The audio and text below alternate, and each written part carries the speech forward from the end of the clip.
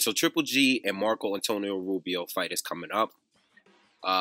Rubio's a very, very worthy opponent. You know, he's been a very experienced fighter, right? He has over 50 fights, high KO percentages. The majority of his fights are by, or the majority of his wins are by KO. He's been in there with names like David Lemieux. He's been in there with Kelly Pavlik. Okay, he's been in there with Chavez Jr.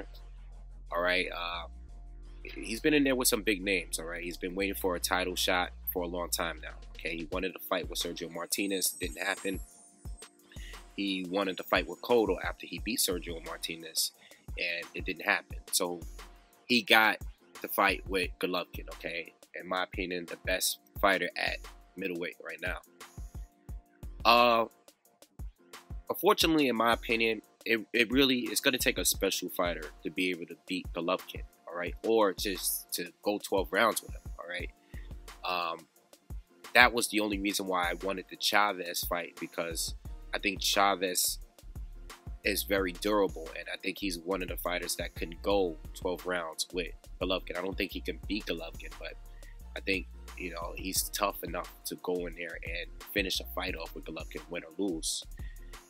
Rubio, on the other hand, I'm not sure. You know, Rubio is a very durable fighter. I know he's been knocked out before, but it was like 10 years ago when he got knocked out. Okay, he lost. He was stopped in a Kelly Pavlik fight, or he quit in his corner.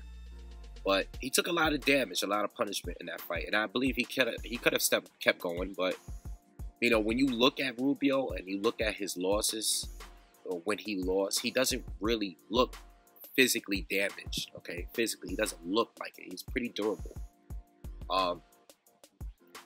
Rubio is like that step beneath, like, world class to me. He's like a step below, just barely. He's like one of the best fighters. He's like let me label him as like a higher class gatekeeper to me. Okay. Not taking anything away from his skills. He definitely has skills, okay, and a lot of experience. But I think Daniel Gill was the most skilled fighter overall that Golovkin has faced.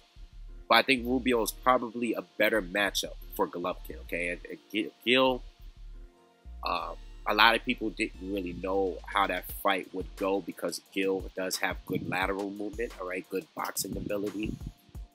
But it just wasn't enough, all right? I think it's going to take a fighter like Andre Ward to beat Golovkin, in my opinion.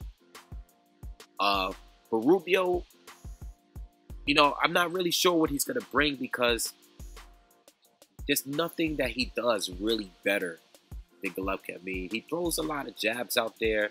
You know, Rubio's the type of fighter that he's very patient, okay? He likes to play catch-up. He likes to make a comeback. If you watch the David Lemieux fight, Lemieux has a lot of power, okay? And he was giving Rubio hell before, you know, while he was winning. Well, at least it appeared that way.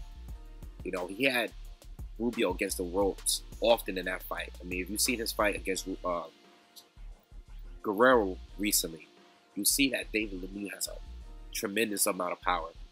But against Rubio, it didn't seem like it was effective. Okay, because Rubio he looked unscathed. He didn't look like he was bleeding, or he didn't look like he was in any kind of trouble. But he waited until Lemieux tired out, and Rubio has power as well.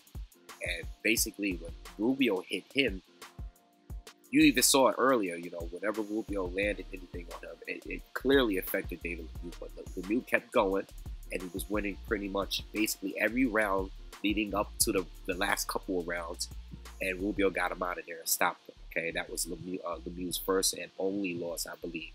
Okay, and then you even got the Kelly Pavlik fight. Rubio once again just took too long to get it going. You know, just took too long. And Kelly Pavlik didn't stop. He didn't slow down. Kelly Pavlik is a bigger fighter, much taller. I believe he had the reach advantage, and it took too long for Rubio to get started. But when he got started, he already took too much damage, and Kelly Pavlik really didn't slow down. So Kelly Pavlik won that fight. Rubio's advantages, I mean, he fights solid. He's like solid. He's like an all-around fighter, but it's nothing about him that I can say there's not one specific skill that he has, except maybe experience, and he has over Golovkin. And Golovkin has a very good amateur background, so you can make an argument there. Does he really have the experience? I mean, Golovkin hasn't been fighting professional that long, or he doesn't have as many fights. But he's been fighting for a long time, okay? I think he is the better boxer, okay? I think he has a stronger jab. We know, I would give Golovkin the power advantage, okay? I just think Golovkin is the more skilled fighter between the two. I think he's the better conditioned fighter. I know a lot of people don't really see the hype in Golovkin, and they're not impressed because of the Kassim Umar fight. But I don't understand why not, because Golovkin stopped him as well. I don't know why people are not impressed. I mean, he's a couple rounds. Yeah, he got hit a lot in that fight. But Golovkin has proven how durable he is. He's been hit by some hard punching fighters. And his reaction to it is pretty well. So I really don't see anything in Rubio's arsenal that can bother, or I don't know what his strategy would be. When you see him watch his fights, he usually adapts to whatever way his opponent is fighting him. If his opponent is staying on the outside, he usually stays on the outside, like Kelly Pavlik did. But Pavlik was just outpointing him. He was bigger, he was stronger, he overpowered him. Same thing with Julio Cesar Chavez, but Chavez was on the inside with him. They were banging heads the whole fight, and it was just an ugly inside fight. It was kind of boring, but Rubio basically was doing the same thing Chavez was doing. Instead of staying on the outside and throwing the jab out there and following up with the right hand, which is pretty much his game. He'll throw the jab out there, follow up with the right hand, and that's pretty much most of his game. I mean, he used that to knock out David Lemieux. So there's not too much I can see him doing. He likes, like I said, he likes to play catch up. Not really sure if that would be the good strategy against Golovkin. I think he needs to start off quick this time, okay?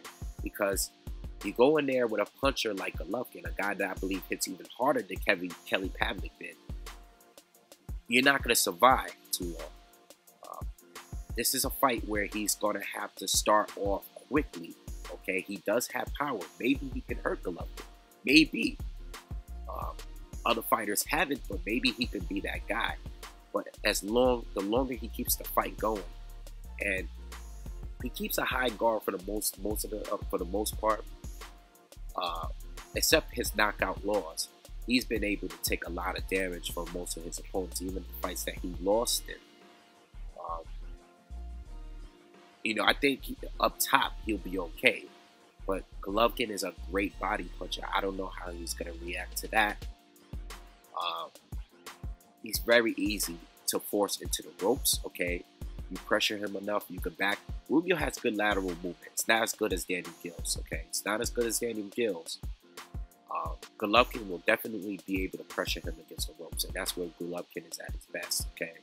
Golovkin can fight on the inside. He can, but he's best at mid-range, okay? Where he's just popping that jab and keeping the space between him and his opponents, okay? He's pretty good at doing that.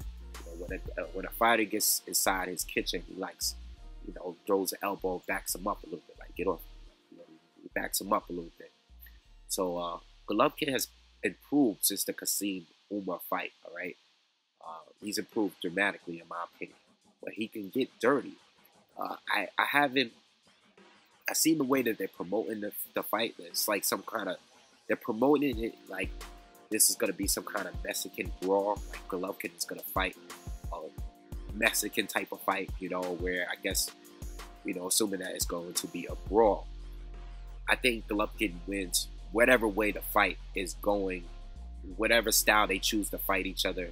I think Golovkin wins, okay? Golovkin has a much stronger, more accurate jab. I just think best chances of Rubio winning is by luck. You know, I really don't know which way he can win because I think Golovkin is better in each and every single way that they can possibly win. Not taking anything from Rubio because he is a top contender. He will always be a top contender at 160. You know, if Golovkin is not going to fight the Peter Quillins, if he's not going to fight Miguel Cotto, if he's not going to fight Sam Solomon, champions at 160, these are the guys that he should be taking out in the division up until he gets his title shots, all right? If he's not going to go up and fight Ward or whatever, these are the guys he needs to be fighting. I really don't see anyone beating him in the division. I think Rubio is just going to be another name that he's going to take apart, right? I say Golovkin by KO. Golovkin's going to pressure him. I don't think it's going to be by knockout. Let me say it's going to be by stoppage, okay? He's not going to, I don't think he's going to knock Rubio out, but I think it's going to be too much punishment. I think the ref is going to jump in and stop the fight, okay? Rubio's going to be on the ropes.